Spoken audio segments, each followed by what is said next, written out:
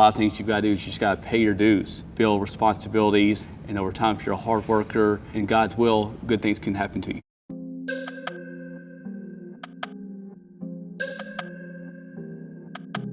What's going on, world? It's another episode of Royal Key there on your screen. I'm your host, George Kill, and I'm in Memphis with my man, Charles Sweeney. What's going on, man? Hi, George. How you doing? I'm doing well. Usually when we start this, we get right into the shoes, right into the jerseys, but you have an awesome story of how you started in equipment managing. And our fans always ask, how can I get into it? Kind of give us your story and how you started. It was back in 2001. This is my 17th season. Basketball has always been my first love. So at the University of Memphis, where I was a student manager, they called saying, would there be anyone that would like to help us on game night, like a team attendant, help around the locker room, help out after the game, things of that nature. So put my resume in, fortunate enough to get a call back. So I came in as a team attendant at first. So I worked at every home game. Then also I worked when a team left after the home game to prepare for when the team arrived back in Memphis for a practice or another game. Then also I worked full time in the summer with the pre-draft workout process, the summer league mini camps, and just off-season workouts with the players. I worked my way into a position, and after I graduated college, I became the assistant equipment manager, got the official title.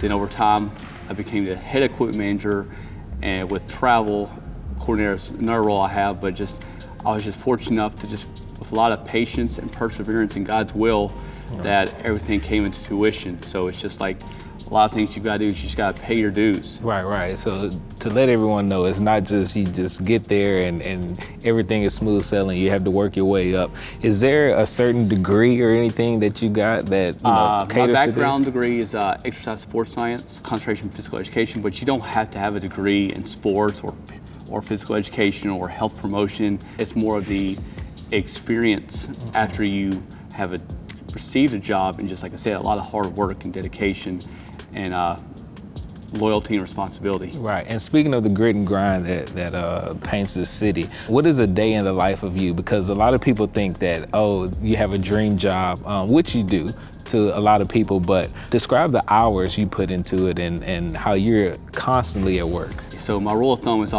always try to get to the facility 2 to 2.5 hours before our practice time is supposed to start. Myself and guy I work with, Vince Ford, I'm very fortunate to work with. We fold the towels from the previous day. We'll also prepare for the game if we have a game the next day, or we'll prepare for travel if we're leaving later that afternoon after a practice for departure city. Then you go to practice. So at practice, I'm there to monitor the situation, just help out like where needed. If I need to pass out Gatorade or water for the players, or a player falls on the floor, clean up a wet spot, or coach wants to throw me in a drill to set a pick or set a screen or make a pass, I try to do that. We clean up after they leave, then we also reset the locker room for the next day, throw everything in the wash, and before we leave, we make sure everything's in the dryer. I make sure there's no emails I've got taken care of. Besides emails, no more like mail that's received, like players receive shoes or equipment's come in, and by that time, it might be 5 o'clock, like a full-time job, it's time to leave, and that's just a practice day. Yeah. Game days altogether different because you're the first one in the arena and you're the last one to leave. You just make sure there's no stone unturned and you can leave the gym with a good feeling knowing that everything is done. Right, so you're talking with brands, washing clothes, and getting knocked down by Marc Gasol screens in practice. Like I always joke with the players, if I'm shooting a shot and they miss, like, oh, Chuck, you missed. I'm like, you know what? I don't get paid to make shots. That's your job. Right. So I'm just here to make you look pretty. Right. Now, speaking of pretty, the merchandise, the clothes, the shoes, that's what we're here for. So enough of the small talk. Let's get to it. Okay, sounds good.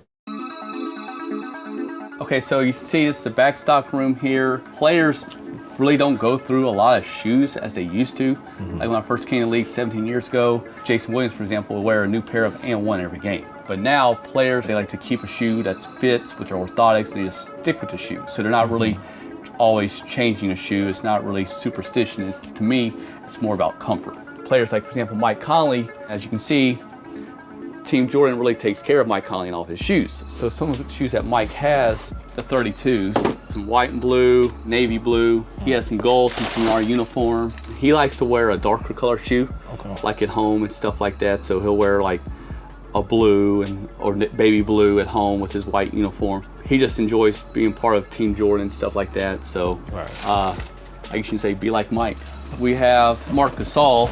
He's Nike as well. This is the last year version, the Hyper Dunks right here. He has his own little special logo. And not to mention the shoe size. This is... Marc's is 17. Marc's one fortunate enough, so in the summertime he plays for his national team. So when he comes to us in the preseason, he's like, Chuck, I've already tried out the new Hyper Dunks. They're fine, I'm cool with it. I'll be fine with that shoe. Right. So it's good that he has that availability, and also some of our other signature Nike athletes.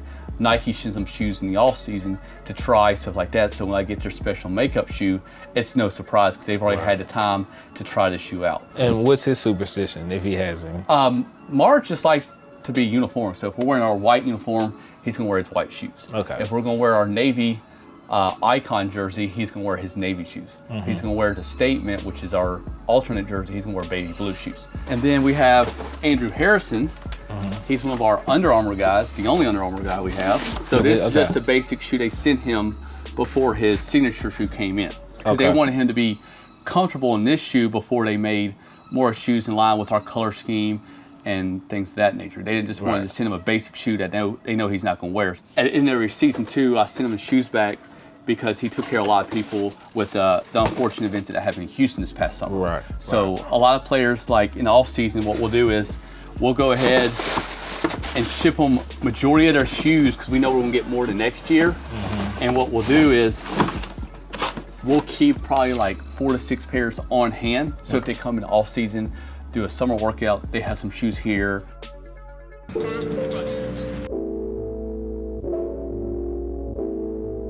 So as we're just in the overflow storage, this is where we put pretty much everything on hand. Like I mentioned, Andrew Harrison, these are the white shoes that he wears. So he pretty much wears those at home, road, wherever. They also sent him a navy pair that he could wear on the road or alternate, wherever uniform he decides. This is that pair. Oh, okay. Like I mentioned, Mike Conley has different colorways. So here's a blue pair. That might be my favorite pair so far. I like that one. And then Marc Gasol, the baby blue. Oh, wow. So that's this year's shoe. The shoe I just showed you upstairs was overflow of last year's model. I had some Adidas athletes like Chandler Parsons, nothing too fancy, just basic. Just yesterday, Nike and I were on the phone and also an email ordering shoes for Black History Month. And like I said, when that comes, I've got to find space for it. And that's when we saw the overflow storage, it's gonna be even smaller. Right here is just overflow of our like shower shoes and then like practice t-shirts, travel t-shirts, practice gear, game shorts. Then we have more uniforms right here. This is a statement jersey right here. This is the icon right here. Then we have the association. And then we have one more uniform, which I'll show you in a minute, is our 4th uniform. Nike calls it our city uniform. So we're gonna build it on MLK Day. It's gonna be special for the city of Memphis, not only the city of Memphis, but the United States of America and the world. We're gonna wear this a total of 10 times this year, all of Black History Month at home. We're gonna wear it a couple times in March and also in April. We're able to wear this uniform up to 12 times, and we're gonna wear it 10 times. So we just wanna make sure we continue to carry Dr. King's legacy, not just for his birthday, but throughout the rest of the season. What I like about this uniform too is that you're able to wear it with a lot of combinations. We have a special shooting shirt we can wear with this.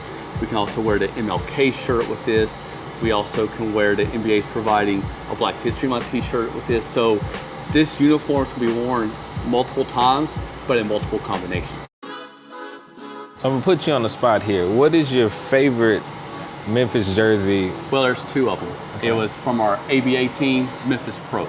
It had a good font, colors worked great. Mm-hmm. So I just wish we had a red, white, and blue ball to play with during that game, but we didn't. But it's a great uniform. My other second favorite uniform that we've had, I was fortunate enough to have a jersey made for myself. I'm sorry, I'm not trying to be cocky and everything. Before Jerry West left us, we had a team photo that day. I had Jerry hold up the jersey that said Sweeney 13. He shook my hand, so it's like my press conference jersey. And the funny thing about that jersey, to me, it's special because as Jerry's tenure with the Grizzlies, we never had a number 13 player. We had one after him, but not while he is here. And while he's with the Lakers, he never held a number 13 jersey because that's Will Chamberlain, which was retired. So the only number 13 jersey he ever held in his hands for a Memphis Grizzly was me. Nice.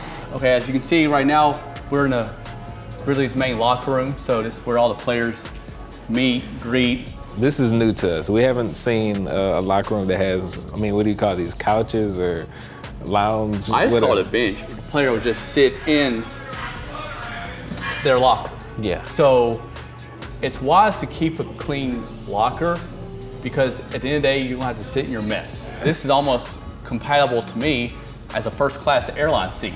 Right now, I'll just go through some of these guys, like for example, Brandon Wright. These are the Nike Hyper Dunks from several years ago. Like we always say, we're based here for the player's comfort. Right. So he actually had them himself. So he brought them back to Memphis from his off-season home, and he's like, Chuck, I'm gonna wear these. I'm like, that's fine because it's compliant with the NBA rule because it's white, matches every uniform, and also most importantly, you're comfortable wearing the shoes. So if you're comfortable wearing it, I'm fine. So we got Mario Chalmers. Mario loves shoes. Mario, one day he might want to wear Team Jordans, or one day he might feel like he wants to wear Kyrie's. Right. One day he might want to wear Paul George. One day he might want to wear Kobe, but he's a veteran. I respect him. He also knows the rule. Yeah. Like I said, like the rule, you wear white, gray, or black, or colors, shoes in your color scheme. So then you have someone like Mark over here, the baby blue shoes, Icon's navy, Association's white. But he can wear any of these shoes in any combination with all of our 3 uniforms. But like I said, Mark wants to be compliant. Whatever his jersey and shorts are, his shoes are. Mike Conley, here's some more of his Jordans. I know everyone loves Jordans. These were the ones he was supposed to wear for Veterans Day, right there, for Hoops for Troops Week. Jordan Brand this year also personalized every Jordan athlete's their own shower shoes. Some guys like the eye slides, like these right here. At the end of the day, I just want a player to be able to be comfortable in the locker they're in, the uniform they're in, their shoes, so they can go out and perform for all these fans in the world. Tyreek, he's been trying to Kyrie's this year, stuff like that. He has different options right here. Some signature shoes right here that Nike made him. But his preference was the Kyrie's. Gonna name some Grizzly greats. I kind of want you to tell me about, you know, how they are shoe-wise. Okay. And we'll start off with Jason Williams. He started when he first came to us, he was with And1. That's when And1 was popular. So he would have shoes in every colorway imaginable. He would change his shoes every game. He even had shoes say white boy on his shoe. He would just always change his shoes. He'd always want different shoe options. So J. Will went through a lot of shoes. But when he came back the second time around, he was more about comfort. So he rarely changed his shoes out. Let's go with Vince Carter. Vince was hard to get him to change shoes. I'm like looking at Vince's shoes. I'm like, man, these shoes are done. They've been through it. We gotta change this shoe. Yeah. So over time, Vince would be like, you're right, Chuck, let's change them out. Or eventually he'd look at me like, it's time. So we knew what that meant. And then after he got his shoe, he was good to go. Yeah. Let's go with Eddie Jones. Eddie Jones was one of the first Jordan athletes I ever had. He liked to change shoes every other game.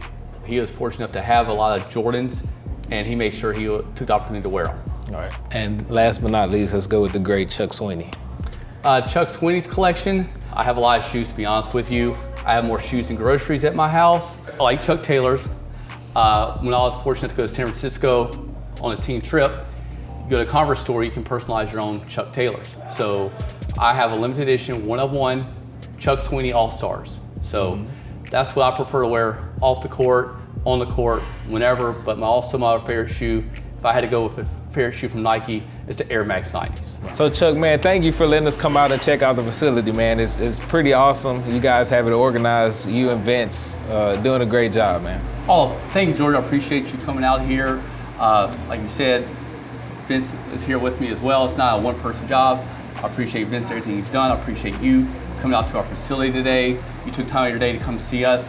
Come to Memphis, experience some barbecue if you get a chance. Also, one lucky fan might be lucky to have a Grizz Care package. Like we say, wear the bear. So follow Koiski Media, Koiski Media on Instagram to find out how to win that lucky package from Chuck, man. Let's go get it together. Sounds good.